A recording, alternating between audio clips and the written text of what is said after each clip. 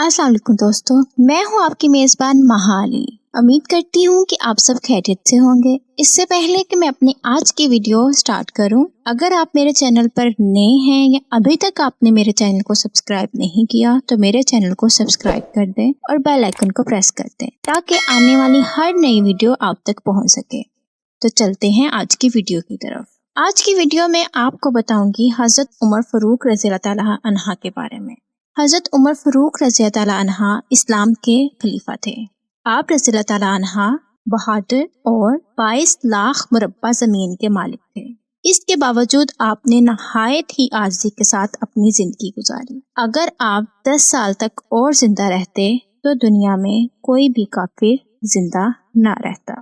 حضرت عمر فاروق رضی اللہ عنہ کی شہادت کا واقعہ کچھ یوں ہے۔ حضرت عمر فاروق رضی اللہ تعالیٰ عنہ دعا کیا کرتے تھے، اے اللہ مجھے اپنی راہ میں شہادت نصیب فرما اور اپنے رسول کے شہر میں موت دے۔ خلافت کے 11ویں سال میں اللہ تعالیٰ نے ان کی دونوں دعائیں قبول فرمائیں۔ ذی الحج 23 ہجری میں حج کے لیے مکہ گئے۔ آپ جب حجر اسود کو بوسہ دیتے تو کہتے، اے حجر اسود میں جانتا ہوں تو ایک پتھر ہے، تو نہ نفع دے سکتا ہے نہ نقصان۔ اگر میں رسول اللہ کو تیرا بوسہ لیتے نہ دیکھا ہوتا تو میں تیرا بوسہ نہ لیتا۔ یہ سیدنا عمر رضی اللہ تعالیٰ عنہ کی توحید کا کمال ہونا ہے۔ حج سے فارغ ہو کر اس مہینے کی آخری تاریخوں میں واپس آئے تو جمعہ کے دن مسجد میں خطبہ دیا جو بہت طویل تھا، جس میں لوگوں کو نصیحتیں دیں۔ اس خطبے میں آپ نے ایک خواب کا ذکر کیا اور فرمایا، میں سمجھتا ہوں میری موت کا وقت آ پہنچا ہے۔ اس کے ساتھ ہی خلافت کے بارے میں کچھ ایسی باتیں بیان کی جن سے معلوم ہوتا تھا کہ آئندہ ہونے والے خلیفہ کے بارے میں پریشان ہے۔ مدینے میں مغیرہ بن شعبہ کا ایک غلام تھا۔ یہ ایرانی تھا، اچھا کاریگر تھا۔ اس کا نام فیروز تھا۔ ایک دن سیدنا عمر رضی اللہ تعالیٰ عنہ سے شکایت کی کہ میں دن بھر کام کر کے جو کچھ بھی کماتا ہوں، میرا آقا اس میں سے بہت زیادہ رقم لے لیتا ہے، اس میں کمی کروا دیں۔ سیدنا عمر رضی اللہ تعالیٰ عنہ نے پوچھا، تم کون سا کام جانتے ہو؟ اس نے کہا، میں لوہار بھی ہوں، بڑھئی بھی ہوں اور بیل بوٹے بھی بنانا جانتا ہوں۔ سیدنا عمر رضی اللہ تعالیٰ عنہ نے دریافت کیا کہ روزانہ کتنی رقم لیتے ہو؟ اس نے کہا، 2 درہم روزانہ۔ اس پر سیدنا عمر رضی اللہ تعالیٰ عنہ نے فرمایا، تم جو کام جانتے ہو اس پر یہ رقم زیادہ معلوم نہیں ہوتی۔ اس پر فیروز ناراض ہو کر چلا گیا۔ اگلے ہی دن فیروز فجر کی نماز سے پہلے مسجد میں چھپ کر بیٹھ گیا۔ سیدنا عمر رضی اللہ تعالیٰ عنہ لوگوں کو نماز پڑھانے لگے تو اس نے کونے سے نکل کر 2 دھاری خنجر سے حضرت عمر رضی اللہ تعالیٰ عنہ پر 6 وار کیے۔ پھر صفوں میں کھڑے مسلمانوں کو زخمی کرتا باہر چلا گیا، لیکن مسلمانوں نے پکڑ لیا۔ پھر اس نے وہی خنجر اپنے پیٹ میں گھونپ دیا اور مر گیا۔ ادھر امیر المومنین شدید زخمی ہو گئے۔ انہوں نے عبد الرحمن بن عوف رضی اللہ تعالیٰ عنہ کا ہاتھ پکڑ کر اپنی جگہ کھڑا کر دیا، خود زمین پر گر پڑے۔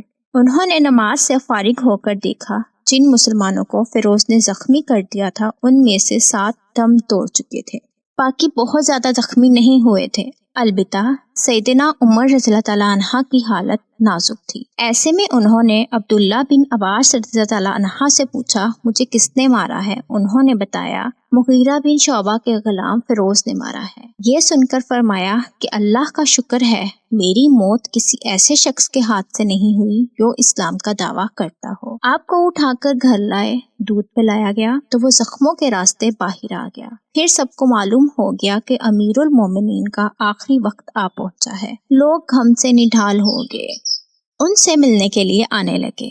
ایک نوجوان ایسے میں ملنے آیا تو کہنے لگا، اے امیر المومنین، آپ اللہ کی بشارت سے خوش ہو جائیں۔ آپ ان اصحاب میں سے ہیں جو بہت پہلے اسلام لائے اور رسول اللہ کے ساتھی بنے اور خلیفہ بنائے گئے، اور آپ رضی اللہ تعالیٰ عنہ نے انصاف سے کام لیا، پھر آخر آپ کو شہادت نصیب ہو گئی۔ یہ سن کر سیدنا عمر رضی اللہ تعالیٰ عنہ نے فرمایا، اے بھتیجے، اللہ کرے یہ چیزیں میرے گناہوں کے برابر ہی ہو جائیں، مجھے کوئی عذاب نہ ہونا نصیب ہو۔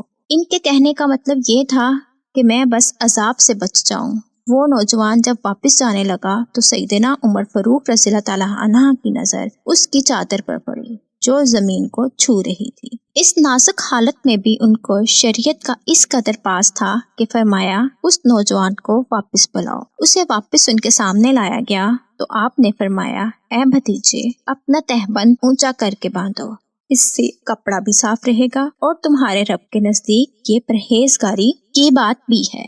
سیدنا ابن عباس رضی اللہ تعالیٰ عنہ نے ان کا مرتبہ اور نیکیاں بیان کی تو فرمایا اللہ کی قسم، اگر میرے پاس دنیا بھر کا سونا ہوتا اس سے پہلے میں اللہ کا عذاب دیکھوں اس سے پہلے اسے اللہ کی راہ میں دے دیتا، یعنی عذاب کے خوف سے سارا سونا خراب کر دیتا۔ اس کے بعد میں آپ نے اپنے بیٹے عبداللہ کو بلایا اور ان سے پوچھا کہ مجھ پر کتنا قرض ہے، تو اس نے حساب لگا کر بتایا 86,000 درہم۔ اس پر انہیں کچھ ہدایات دیں اور آخر میں فرمایا اس قرض کو میری طرف سے ادا کر دینا۔ اس کے بعد فرمایا ام المومنین عائشہ صدیقہ رضی اللہ تعالیٰ عنہ کے پاس جاؤ اور انہیں کہو حضرت عمر بن خطاب رضی اللہ تعالیٰ عنہ سلام کہتا ہے اور اپنے دو ساتھیوں حضرت محمد صلی اللہ علیہ وآلہ وسلم اور ابو بکر رضی اللہ تعالیٰ عنہ کے ساتھ دفن ہونے کی اجازت چاہتا ہے۔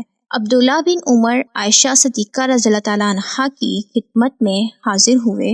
وہ ان کا پیغام سن کر فرمایا کہ یہ جگہ میں نے اپنی قبر کے لیے رکھی تھی، لیکن اپنے آپ پر عمر کو ترجیح دے دی۔ سیدنا عبداللہ یہ جواب سن کر واپس آئے اور سیدنا عمر رضی اللہ تعالیٰ عنہ کو ان کا جواب بتایا۔ پھر آپ رضی اللہ تعالیٰ عنہ نے اللہ کا شکر ادا کیا اور فرمایا میں مر جاؤں تو میرا جنازہ اٹھا کر وہاں لے جانا، انہیں سلام کر کے ایک بار پھر عرض کرنا۔ حضرت عمر رضی اللہ تعالیٰ عنہ نے کہا ان سے اجازت طلب کرنا، اگر اجازت دے دیں تو مجھے اندر لے جا کر دفن کر دینا، اگر انکار کر دیں تو عام مسلمانوں کے قبرستان میں دفن کر دینا۔ جب حضرت عمر رضی اللہ تعالیٰ عنہ کی حالت زیادہ خراب ہوئی تو خلافت کا حقدار عثمان، علی، زبیر، عبد الرحمن بن عوف اور سعد بن ابی وقاص رضی اللہ تعالیٰ عنہ سے زیادہ کسی کو نہیں سمجھا۔